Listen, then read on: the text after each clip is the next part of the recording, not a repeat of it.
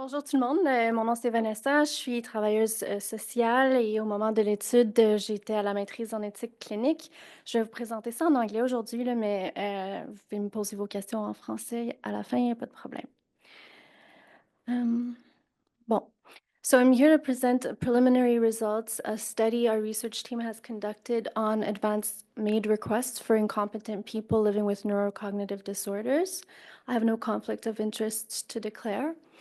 And skimming through this real quick, I only have 7 minutes. So advanced MAID requests will be a legal option in Quebec by the end of the month, following an expert panel that was created in 2017, which published a report in 2019 recommending advanced requests under certain conditions. A transpartisan public commission also ensued and recommended advance requests. So it's a reality coming soon here in Quebec. Here's a brief overview of the legislative changes. So at the moment of the advance request is drafted, the person must suffer from a serious incurable disease that will lead to incapacity to consent to care. They have to be accompanied by a competent professional at the time of the draft. And the clinical manifestations they describe must be medically recognized as manifestations of the disease, and they also have to be observable by the competent professional. When the moment of the evaluation arrives, they have to exhibit on a recurring basis the manifestations they've described. They have to be in a state of advanced and irreversible decline and experience enduring and unbearable suffering. Refusals also have to be respected. However, there's a provision that says that if the person is exhibiting behavioral symptoms relating to the disease, such as resistance to care, the clinician must use their clinical judgment and the information at their disposal to rule out that they're not refusing to MAID. So in the literature, we found that a lot of the articles cover the philosophical debate of the topic. There's a significant underrepresentation of the perspectives of people living with neurocognitive disorders. Most empirical studies come from the Netherlands and talk about and address the validity and effectiveness of advance requests and the experiences of Dutch physicians in this regard. And in Canada, most studies are quantitative in nature. So our research question was how do various stakeholders reflect on and explore the issue of implementing advance requests in clinical practice. We conducted a qualitative exploratory study. Purposive sampling and snowball sampling were used.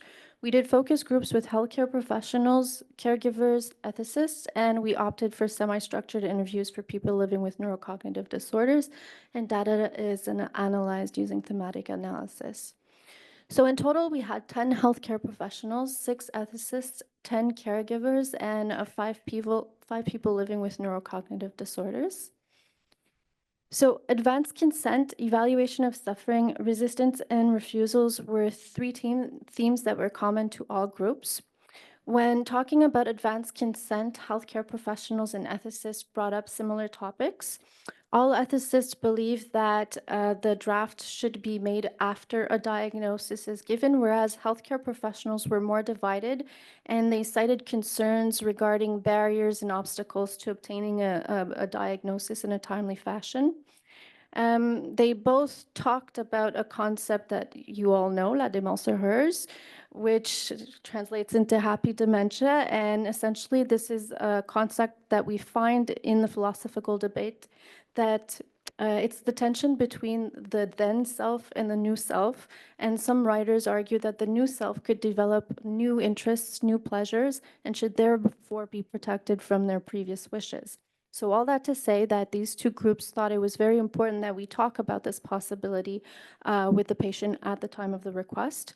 They also highlighted the need for the competent professional to have a certain degree of expertise in neurocognitive disorders. And finally, the importance of documenting what the patient would want in the event of resistance to care at the moment of MAID.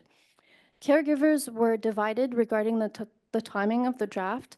Those actually most said that it would be after, but another portion of the caregivers said that it could be at any point, irrespective of if a diagnosis was given, and they justified their stance mostly in the value of autonomy and the right to a self-chosen death.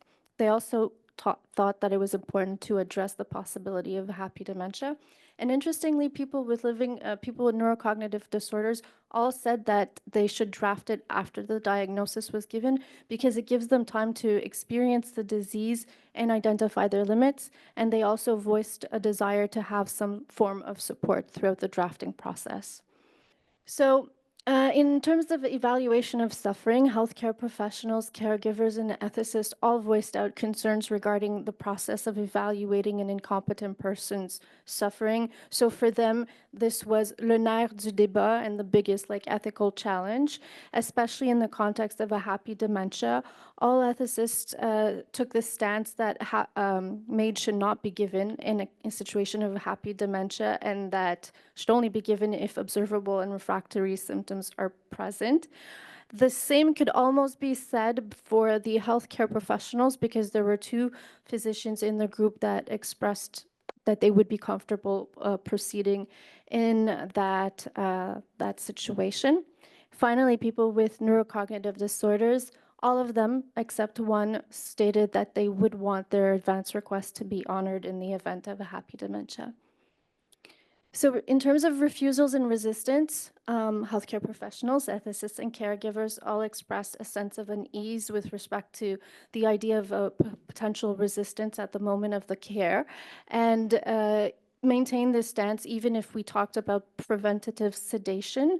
The only thing that seemed to alleviate their sense of unease with the sedation was if the person had given advance consent in their advance directive. And interestingly, people with neurocognitive disorders brought up the idea of sedation on their own and said that they would want the advance request to be honored, even if they manifested resistance.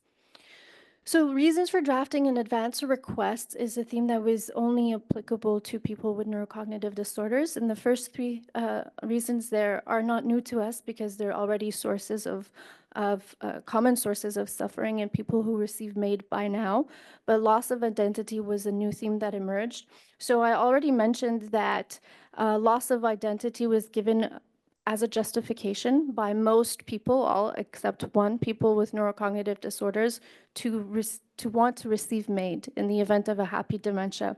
But that one person that said, I would actually rather be in a state of happy dementia, their justification was, well, this is just who I am. I'm a happy-go-lucky person. So it was related to his sense of identity. So ultimately, when speaking with these people, the people with neurocognitive disorders, it seemed that the loss of identity was actually causing them more suffering than entertaining their own mortality. In conclusion, what we've noticed is that the closer stakeholders were to clinical practice, the more potential ethical dilemmas or concerns emerged. Most of the findings so far echoes the discussions found in public consultations and the debates on the topic.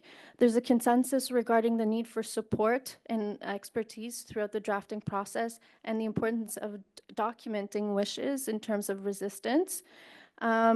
And the need for raising public awareness. So what I noticed when I was doing the interviews and the focus groups with caregivers and people with neurocognitive disorders is that there's a significant confusion regarding all the modalities of advanced care planning. People would ask me, oh, I signed this document at the notary. What is this? What does this do? So there's a big confusion there. And the importance of including people with neurocognitive disorders. It was a very enriching experience for all of them. They were very grateful to participate, and we should do more effort to include them in research.